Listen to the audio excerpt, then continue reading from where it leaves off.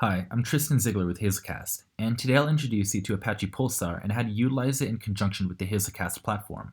I'll be walking you through a tutorial that's available online at the link in the description below for this video.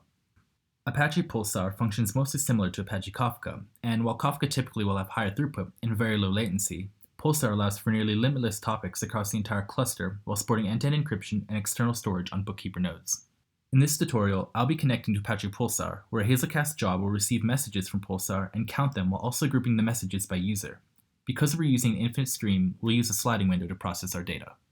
The first thing to do is to download Apache Pulsar if you haven't already. I have the most recent version, which is 2.8.0. Then start a standalone cluster by going to the bin folder of the package and typing /pulsar standalone. This will work most of the time, but if for some reason the cluster doesn't start up properly, type the same thing and add -nss at the end, which disables stream storage and should allow it to run now with no problem. And just wait for it to start up. It may take a minute or two, but it will run.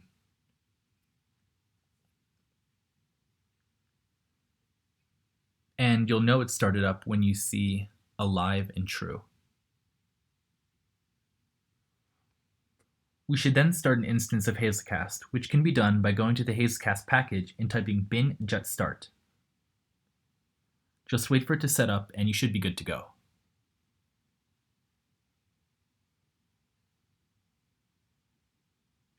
Now we create either a new Gradle or Maven Java project.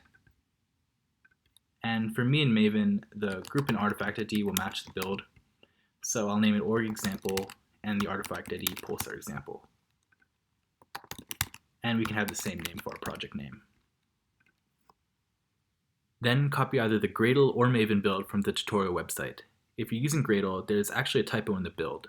In this line here, the dash should be changed to a period, so it should be jet.contrib and not jet-contrib. If the build on the website isn't fixed, then just keep that in mind. Maven should work like intended. Anyway, copy the build and go back to your IDE and locate either the build.gradle or pom.xml file in my case, and paste it in. Make sure to save it, and if you're not running a Java version that's at least 1.8, change it now. And I'll change to 15. We have to make a class that will be publishing the messages to a Pulsar topic.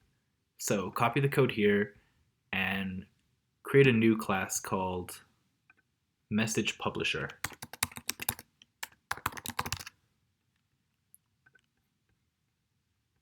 And just paste it in there, and you should be ready to run it. Also, to make things a bit easier, it may be a good idea to change the default package name, or at least the package containing the classes, to org example, since we use that name in the Gradle and Maven build, and we avoid any future errors that could be related to the class names. So now if we run the program, we just have to wait a little bit, but eventually we should see the messages being published to the Pulsar topic. Right there. And these messages will each randomly be from users 1 to 5, each published with a delay of 10 milliseconds. And it will keep running until we stop the application. Now we have to create the class that will count the messages published to Pulsar for each user, which will be done in the following code. Just copy it and create a new class under the org example package called jetJob.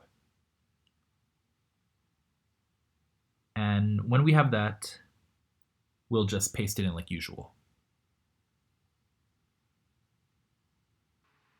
Now we can run this in our IDE along with the message publisher class. And it will start up and create a window of 60 seconds for the streaming data. And if we wait a bit, we'll get an update on how many messages for each user has been published in the past minute every 30 seconds, which we specify right here.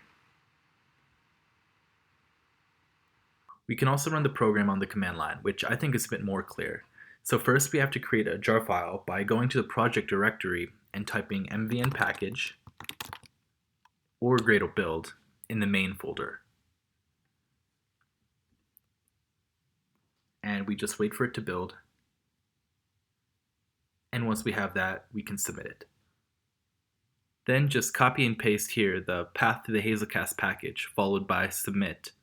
And we want to run the message publisher class first, so specify that with -c org.example.messagePublisher, and finally the path to the jar from your current position. So for me, from the project directory, I would type target/pulsar example 1.0 snapshot.jar. And if we submit it, it should run it just like it did in the IDE.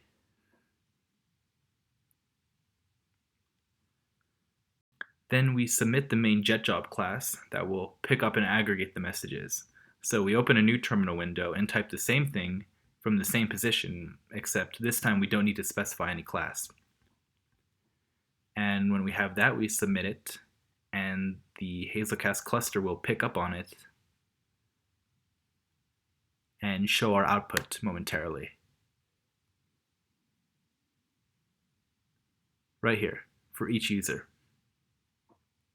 If, for example, we wanted to restart the job, we would just go back to the window that we submitted the job from and copy the path to the Hazelcast package, followed by restart Pulsar message counter. And if we do that, it should restart the job here.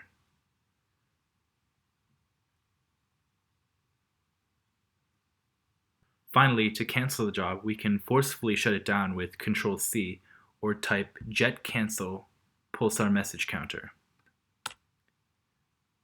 which will cancel our job. One last thing I'll point out is that every time the job is started up, it will get an entire history of the output of the message publisher class. If for any reason you don't want to see the history, then just change the job config section of the JetJob class to the following code here. So if you're already familiar with Apache Kafka, you may notice Pulsar isn't all too different. Hazelcast can connect to Pulsar and aggregate data read from a Pulsar topic. For big streams of data, this makes data processing much neater and more transparent. I hope you enjoyed the tutorial, and as always, thank you for watching.